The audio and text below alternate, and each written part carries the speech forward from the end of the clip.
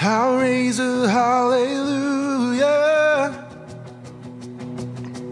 in the presence of my enemies. I raise a hallelujah louder than the unbelief. I raise a hallelujah. My weapon is a melody. I raise a hallelujah. Heaven comes to fight for me. I'm gonna sing in the middle of the storm, louder and louder. You're gonna hear my praises roar. Up from the ashes, hope will arise. Death is defeated, the King is alive.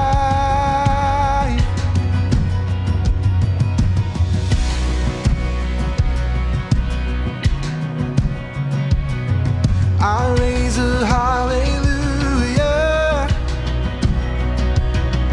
with everything inside of me. I raise a hallelujah. I will watch the darkness flee. I raise a hallelujah in the middle of the mystery. I raise a hallelujah.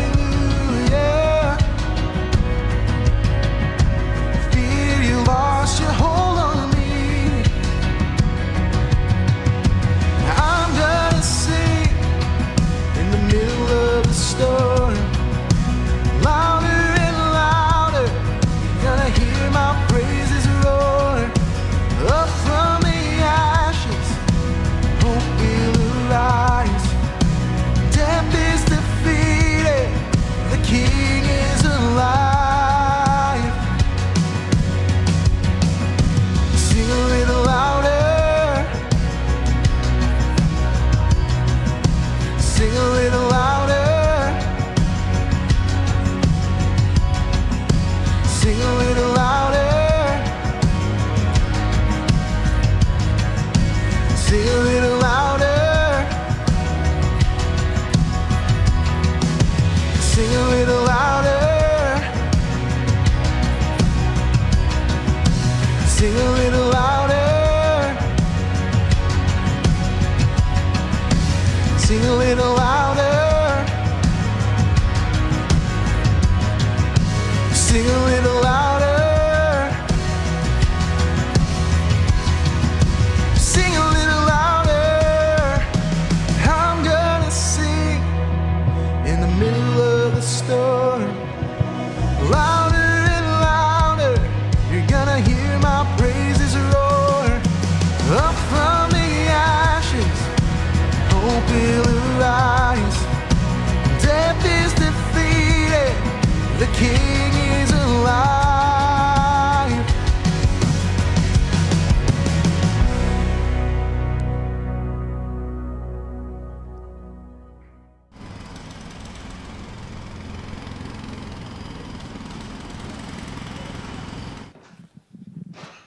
Hey there, kids.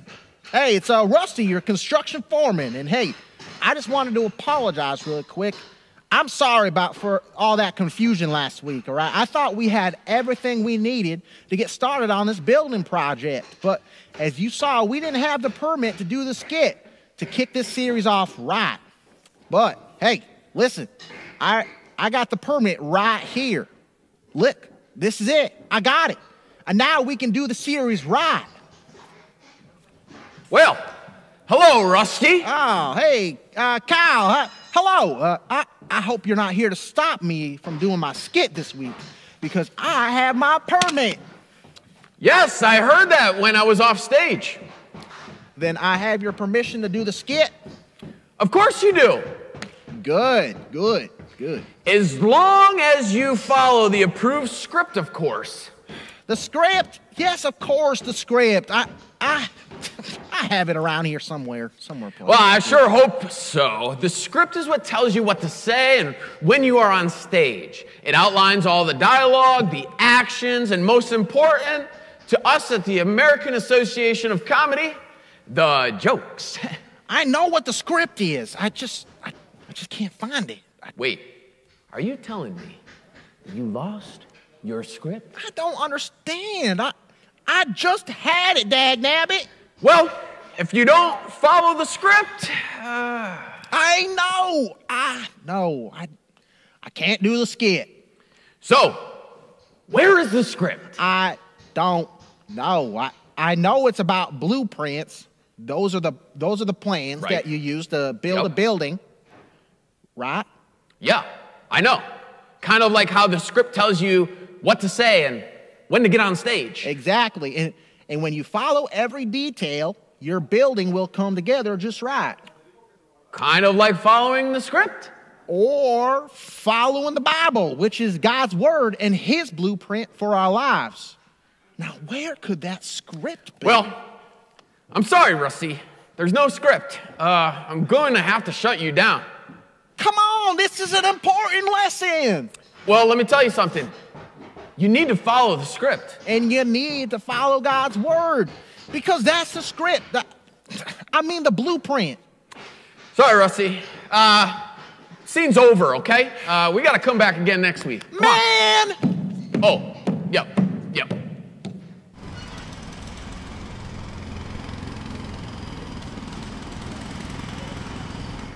Hi everyone, welcome back to TGP Kids. I'm so glad you're back. We're going to learn something else about God's amazing plans. Do any of you guys like model cars or model airplanes? Or maybe some things you construct with Lego? Isn't that super fun? Some are really simple and you can do kind of by yourself. And then others are really detailed and you really kind of need a map or at least a picture to help you. Well, you know what? That happens on construction sites too. You need a plan to figure out where everything's going to go. Now let's imagine a construction site if there was no plans. Let's imagine we're going to build a big football stadium with no plans. Where would we put the risers? How about the concession stand? What about the field? And where are the bathrooms going to go? Where's the turnstiles going to be? And how much concrete are we going to need? How much lumber are we going to need?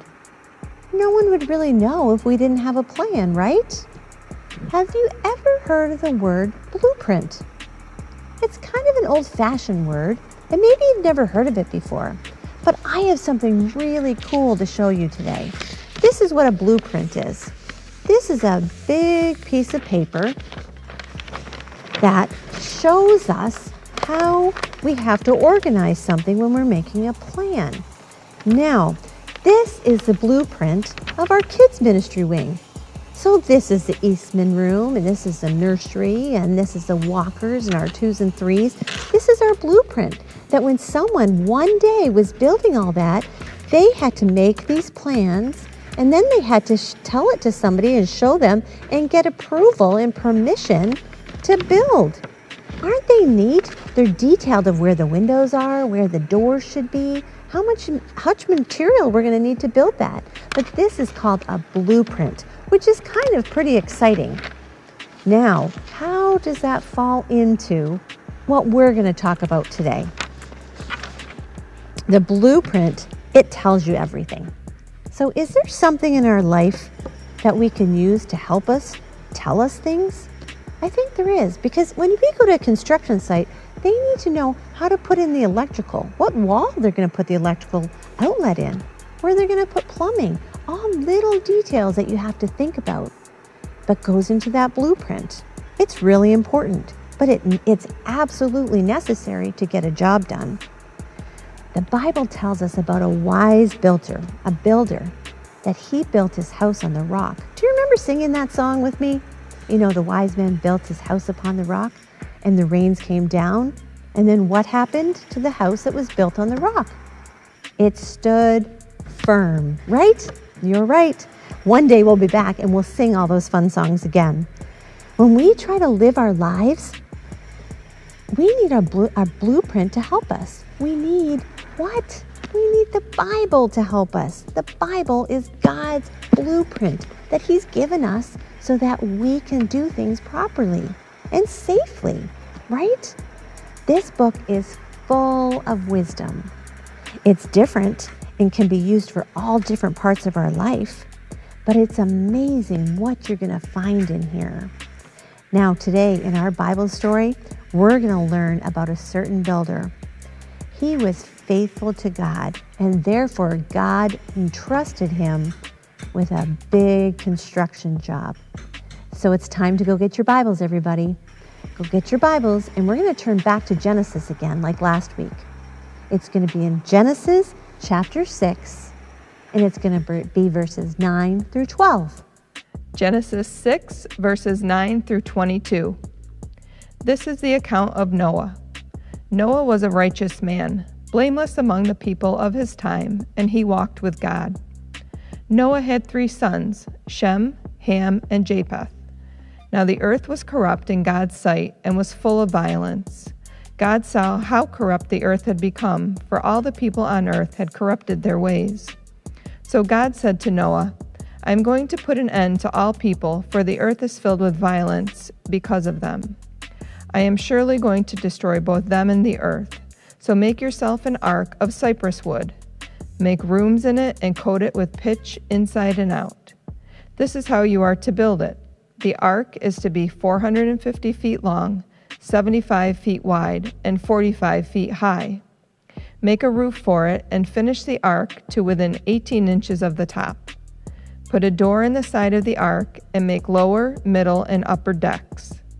I am going to bring floodwaters on the earth to destroy all life under the heavens, every creature that has the breath of life in it. Everything on earth will perish, but I will establish my covenant with you, and you will enter the ark, you and your sons and your wife and your sons' wives with you.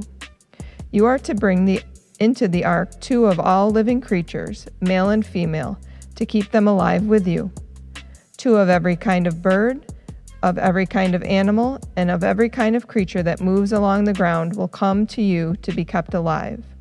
You are to take every kind of food that is to be eaten and store it away as food for you and for them. Noah did everything just as God commanded him.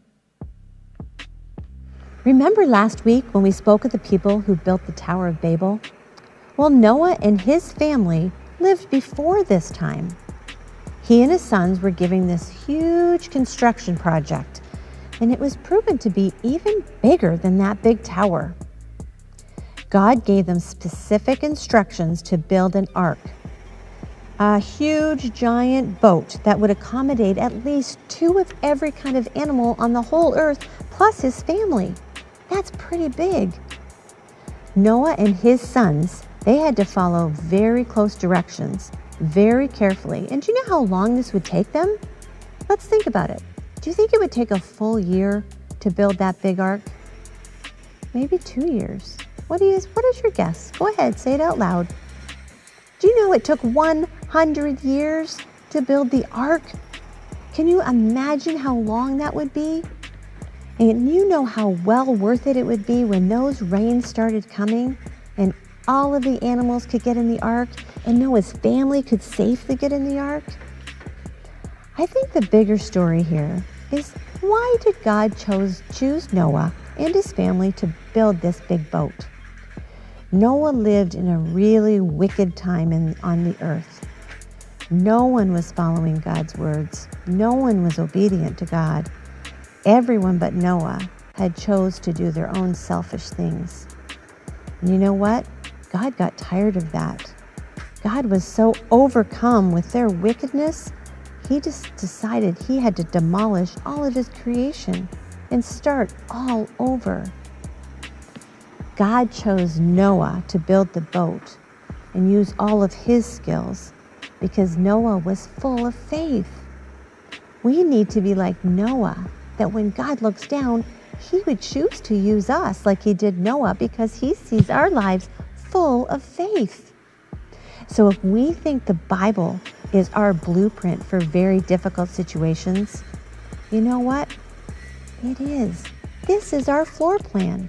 This is our blueprint on how to live our life. In our floor plan, it can have pretty specific instructions for us, like the 10 Commandments that we learned. Remember that? Pretty direct. And the book of Proverbs, that's kind of direct. But you know what? The Bible is full of stories that we can learn from. Now, when you're at school and the teacher, your reading comprehension teacher says, okay, we're going to read this story. What's the main part of the story? What's the main point that your teacher wants to get out of that story? Well, that's how we should read this Bible. It's full of amazing stories, and we need to find what the main point is in the story and learn from it so that we can follow God's commands to us and we can live in obedience to Him, right? Noah is a great example of a Bible story that teaches that there is consequences to bad behavior and there's consequences to wickedness. God doesn't put up with it for very long. But it also teaches us that God rewards faithfulness. He chose Noah because he was faithful, and he rewarded Noah and his family. They were saved from the terrible rains. Just as a wise builder comes and prepares all of these blueprints to build big stadiums or homes or amusement parks, everything like that, God has been really careful to leave us this blueprint in the Bible so that we can learn from Him. I hope you don't take that for granted. Sometimes we don't want to read our Bible all the time, but you know what? It's full of amazing stories that God wants us to learn from. That's why we encourage you to read it every day and memorize your verse this week. I'm so happy that you guys are doing that. Now, what a great gift this is, isn't it, that we have left? I want you to share that with your friends too, that we can learn and we can obey and we can be faithful to what God wants us to do. Today's memory verse is Genesis 6:9. Noah was a righteous man, blameless among the people of his time, and he walked with God. Okay, friends, it's time for our questions about our lesson about the Bible here. If you don't know any answers, just ask Mom and Dad. They'll help you too. Okay, why did God choose Noah for this job? Why was Noah's family chosen to do this big job that God needed done? What specific instructions did God give to Noah? Why did Noah obey God? Why do we need to read the Bible every day? And how can the Bible give us instructions on how we're to live our lives now in 2020 when it was written so long ago? Boys and girls, you're doing such a great job, and I'm glad you're watching, and I'm glad you're reading your Bible and memorizing. You know what? I want to say congratulations. Most of you are finished school now, and that was a crazy way to end your school year, but I'm super proud of you that you did that online and you did so much extra work. You know what? One day soon we're going to be together in a church, and we're going to be singing in this worship center together, and we're going to be able to see each other again, and I can't wait for them. But don't forget, until then, that Jesus loves you so much, that I love you, I miss you, we can't wait to see you back here, and very soon that will all happen again. Until then, though, remember that this book is full of instructions, and we have to obey it, just like we have to obey our moms and dads, all right?